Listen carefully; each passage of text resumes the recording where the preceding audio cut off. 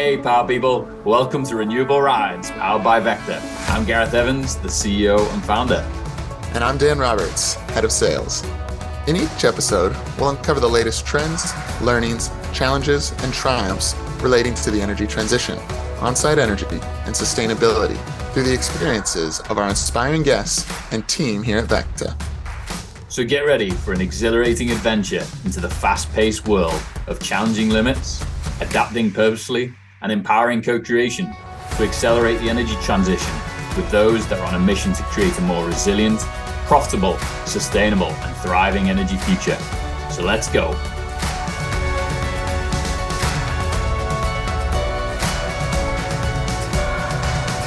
Good morning, power people. Welcome back, everyone. Excited to be recording a new episode, Dan. Absolutely. No, it's a delight to be back. Yeah, what's been going on?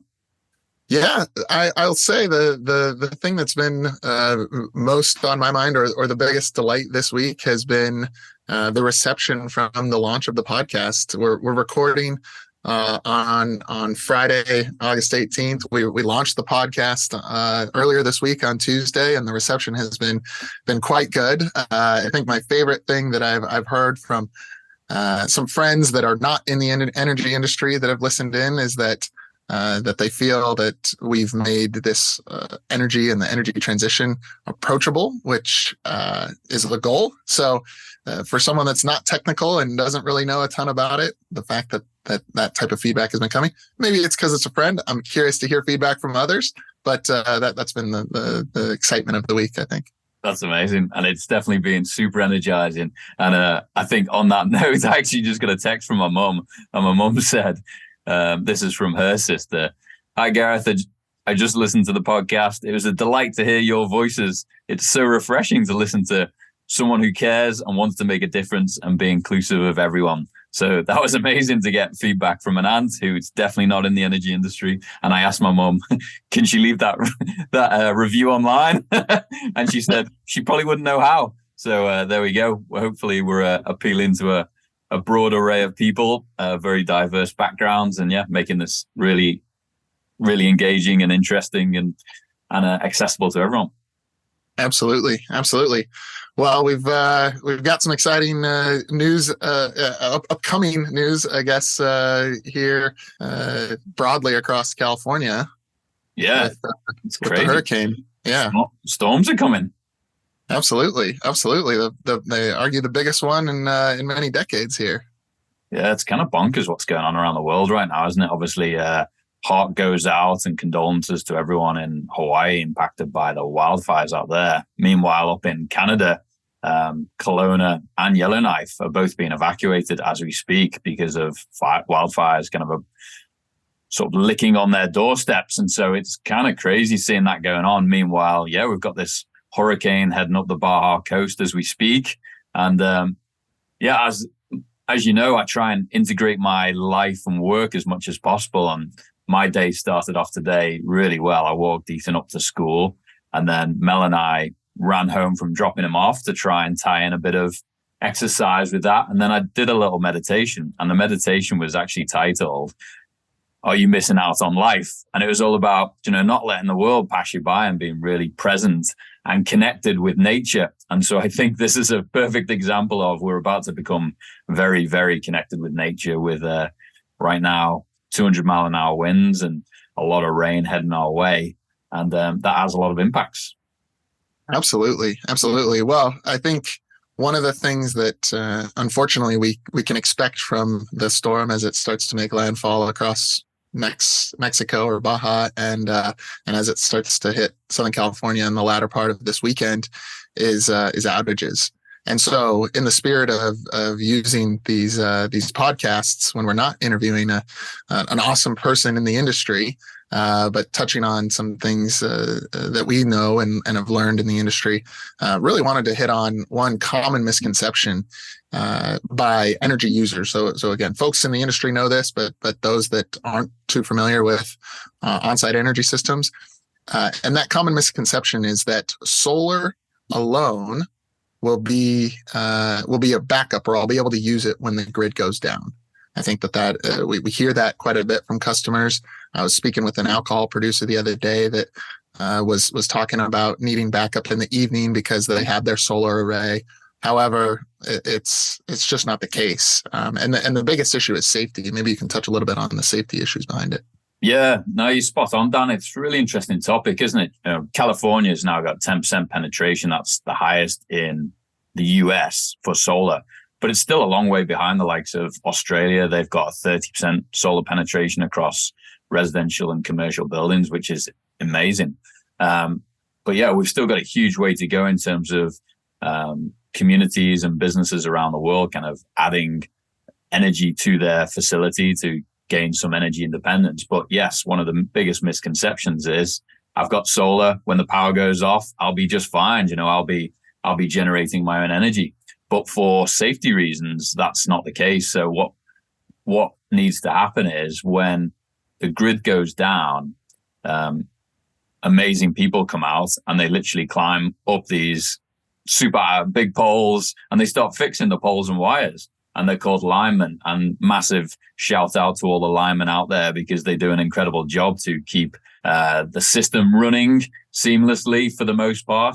But yeah, occasionally, and especially with storms like the one we're expecting, we're likely to see some downed lines, some impact to the infrastructure. And when that happens, the power goes off across the grid. And when you're generating solar, one of the biggest risks is you continue to generate solar and it gets pushed back into the grid and can really obviously injure and hurt the linemen working on the lines. And so as a result, what's mandated is anyone who's just got solar, as soon as the power goes off, the solar panels also have to disconnect from the grid such that we're not pushing that energy back into the system. So yeah, you do not generate, you cannot use that energy unless you have the ability to store it or mechanically disconnect from the grid and use it yourself. Yeah. And so this dramatically impacts businesses that feel like, oh, we're doing the right thing. We're deploying solar. We're going to be covered at least during the day when we're producing. But it's not really the case, except for under two primary scenarios. We'll touch on a third, but I'd say there's two real primary scenarios in which you can. So the first, which I'd say is one that not too many people are going to fall into, which is an off-grid solution. So this is one that's not interconnected with the grid, and therefore there's no concern of backfeeding, as you were talking about, which would impact the safety of the line workers. So that's an off-grid system. The second being one that has some sort of storage backup. Most commonly, that's going to be battery energy storage systems. And in that case, you can actually store the energy from the solar in your batteries, and then consume from the battery in your facility. So those are the two primary ones. I would say there's a lot to unpack with batteries that much beyond just being a backup and yes. and being able to maximize the economics, and we'll get into that in future episodes. But those being the two primary ones. So maybe you can touch a little bit on I guess the battery being a key component to this. Yeah, I think we've seen solar now being deployed for pretty much, very aggressively in the last 20 years, and definitely more so in the last 10. And it's been amazing to see, cost of solar has come down over 80% in the last 10 years. It's become really affordable, really accessible, and the market's become fairly good at deploying it at scale. And so that's why so many of us now have solar panels, and there's great financial opportunities to do so. People can get access to this without paying a penny and reduce their bills. And but yes, unless you've got the ability to store that energy, and then what we call them microgrid controllers or controllers, unless you've got a controller that can disconnect you from the grid and support your system to then generate that solar, store it in the battery, and then optimize the use of that battery for your personal consumption. The power goes off and your solar's kind of sat there as a really good looking piece of jewelry for your house. That's basically all it is at that point. And so it's super interesting times, and we're seeing batteries becoming a lot more affordable as well. And there's a huge amount of other additional benefits that we get from them. And so almost in every system we're seeing at VECKTA these days, I think, Dan, is there's a minimum of two technologies, typically solar and storage, and then many others that go with it, to create these hybrid solutions to be able to ride through many different scenarios, situations, business needs, and objectives. Yeah. You hit on something really important there is it's not just the solar, but having the ability to and I'm going to use air quotes here, island, or go into island mode where you can fully disconnect from the grid, at least for that period of time. And then that microgrid controller optimizes the dispatch of the energy in the battery to all of the different equipment or lighting or whatever, boilers, whatever systems there are that people need to be operating. There is a scenario where and there's some newer technologies over the last couple of years that have been coming out. For example, microinverters, where you can deploy those, and they do give you the ability to have some resilience with a solar only system in the event of an outage. I would say that those are more rare. You would certainly have to specify that when you're going to build a system. However, to your point, the cost of batteries coming down, I don't really know why you would go and specify a system that is a solar only system that allows you to ride through a backup when you can use a battery and then you have all the other benefits of it. So with all that said, hopefully this is not something that we have to be concerned about over the coming days and week as Hurricane Hillary starts to make it's landfall in Mexico and as it moves up here into California. I think the biggest takeaway is that solar is great. But it's not great as a standalone from a resilience perspective. When it is paired with other technologies like a battery, you can start to get a ton of tremendous benefits. And we'll be exploring some of the additional benefits beyond resilience of batteries in other future episodes. But the key thing is taking a more comprehensive view of your on-site energy system.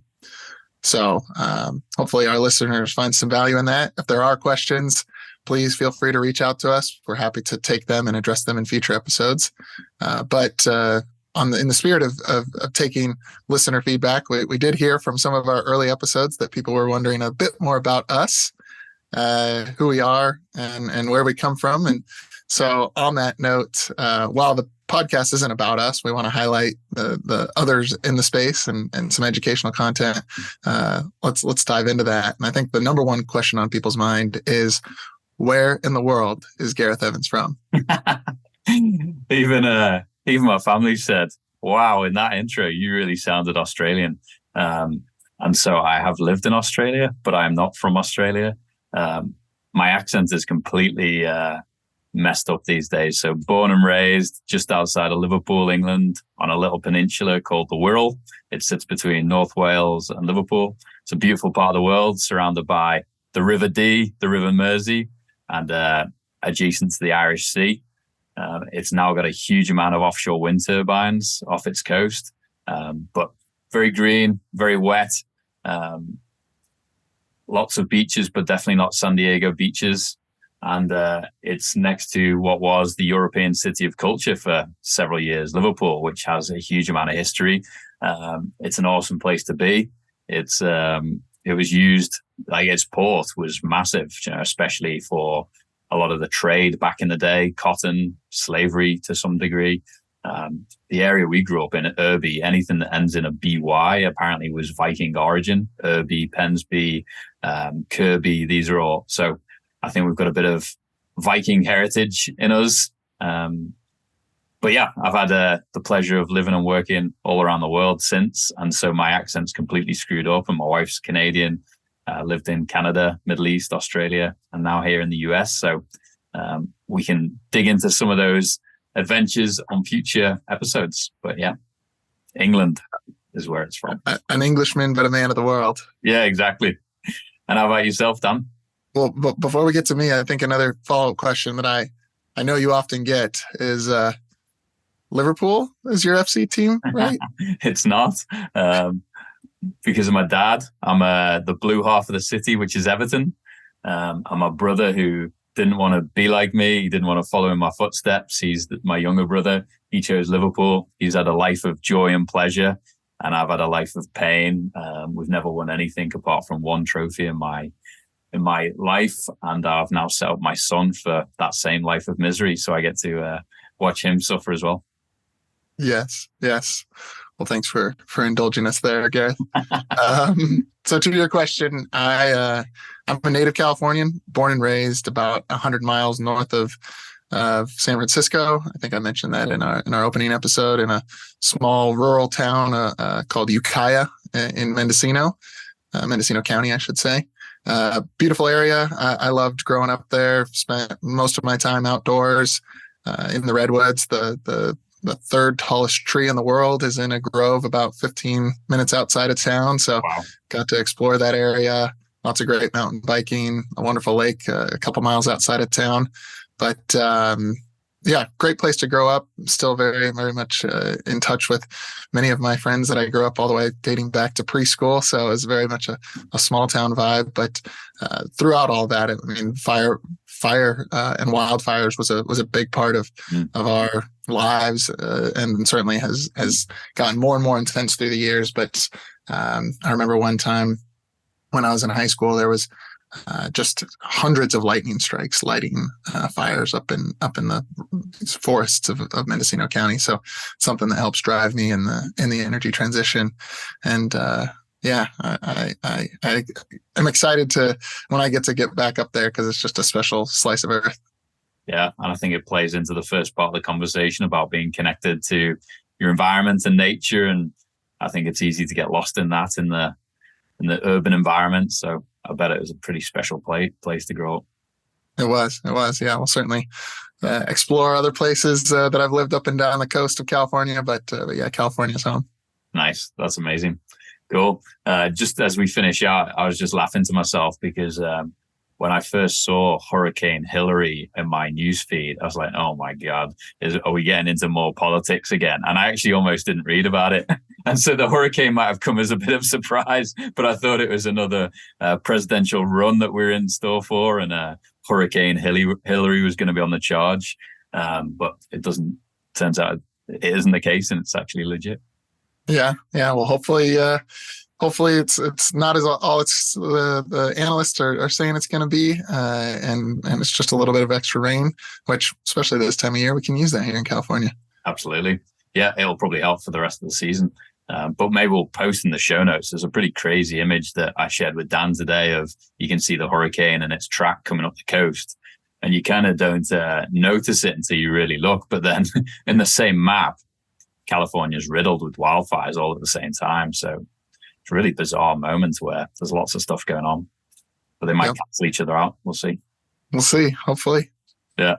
Well, thanks for another fun episode, Dan. That was a joy, and brace for the weekend, and excited for the next one. Sounds like a plan. Appreciate it. All right. Have a good one, everyone. Catch you soon. See you, everyone. We receive a lot of questions from business leaders around the world wanting to learn more about the energy transition, what is possible, and where to start. So to help you stay informed and up to date on best practices, opportunities, risks, and success stories, we created an industry newsfeed at VECKTA.com/news with all our podcasts, blogs, and newsletter. Check it out and connect with Dan, myself, and the VECKTA team to learn more. Cheers, and have a good one.